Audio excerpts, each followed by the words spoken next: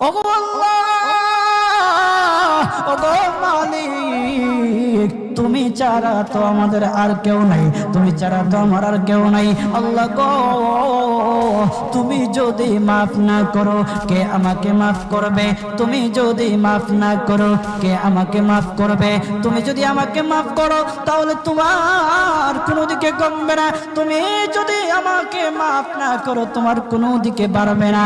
আল্লাহ গো, তুমি আমাকে মাফ করে দাও। সারাটা জীবন অন্যায় কাজ করেছি, সারাটা জীবন নাফরমানি করেছি, আমার কাছে কালেমার দাওয়াত কম আসে নাই, আমার কাছে কালেমার দাওয়াত কম আসে নাই, আমাকে লোকেরা কম বোঝায় নাই। ওগো আল্লাহ, তুমি আমাকে মাফ করে দাও। মাফ না করলে কোথায় যাব, কার কাছে যাব?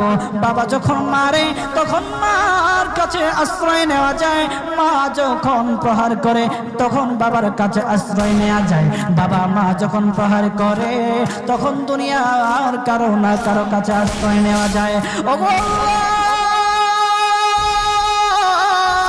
ওগো মালিক, তুমি যদি আমাকে মারো, তুমি যদি আমাকে আযাব দাও, ওগো আল্লাহ, কার কাছে যাব, কার কাছে গিয়া মাফ চাইবো? ওগো আল্লাহ, মেহেরবানি করে মাফ করে দাও।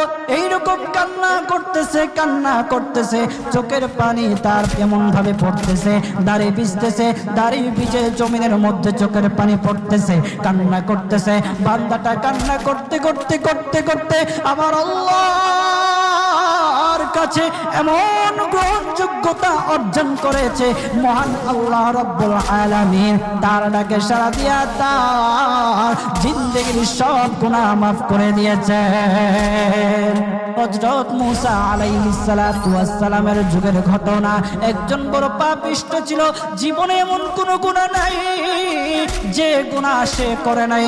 তার গুনার প্রতি অতিষ্ঠ হইয়া, মানুষ তার গুনার প্রতি অতিষ্ঠ হইয়া গ্রামের লোকেরা তাকে হাত পা বেঁধে জঙ্গলের মধ্যে ফেলে দিয়ে আসে। জঙ্গলের মধ্যে থাকতে থাকে কিছুদিন থাকার পর মালাকুল মউত যখন তার সামনে এসে উপস্থিত, এর আগ মুহূর্তে সে বান্দা আল্লাহর কাছে ডেকে ডেকে বলতেছে, ওগো মালিক, তুমি ছাড়া তো আমাদের আর কেউ নাই, তুমি ছাড়া তো আমার আর কেউ নাই। আল্লাহ গো, তুমি যদি মাফ না করো কে আমাকে মাফ করবে? তুমি যদি মাফ না করো কে আমাকে মাফ করবে? তুমি যদি আমাকে মাফ করো তাহলে তোমার কোনো দিকে কমবে না, তুমি যদি আমাকে মাফ না করো তোমার কোনো দিকে বাড়বে না। আল্লাহ গো, তুমি আমাকে মাফ করে দাও। সারাটা জীবন অন্যায় কাজ করেছি, সারাটা জীবন নাফরমানি করেছি, আমার কাছে কালেমার দাওয়াত কম আসে নাই, আমার কাছে কালেমার দাওয়াত কম আসে নাই, আমাকে লোকেরা কম বোঝায় নাই। ওগো আল্লাহ, তুমি আমাকে মাফ করে দাও। মাফ না করলে কোথায় যাব, কার কাছে যাব? বাবা যখন মারে তখন মার কাছে আশ্রয় নেওয়া যায়, মা যখন প্রহার করে তখন বাবার কাছে আশ্রয় নেওয়া যায়, বাবা মা যখন প্রহার করে তখন দুনিয়ার কারো না কারো কাছে আশ্রয় নেওয়া যায়। ওগো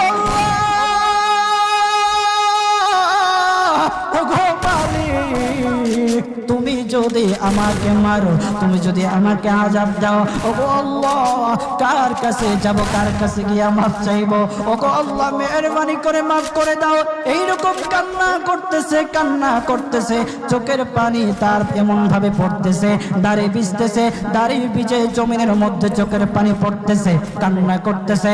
বান্দাটা কান্না করতে করতে করতে করতে আমার আল্লাহর কাছে এমন গ্রহণযোগ্যতা অর্জন করেছে, মহান আল্লাহ রাব্বুল আলামিন তার ডাকে সাড়া দিয়া তার জিন্দেগির সব গুনাহ মাফ করে দিয়েছে।